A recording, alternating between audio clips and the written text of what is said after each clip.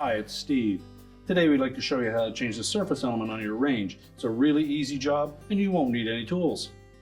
Let me show you how we do it. Before we begin this repair, the first thing we need to do is make sure that the element is turned off and that it's cool to the touch.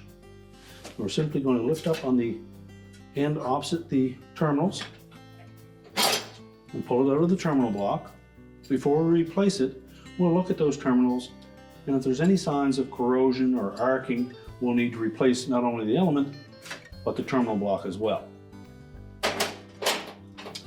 So we'll inspect our new element, make sure that the ends are straight, line it up with the terminal block, press it firmly into place, line up the tab with the slot on the grip bolt, and our repair is complete.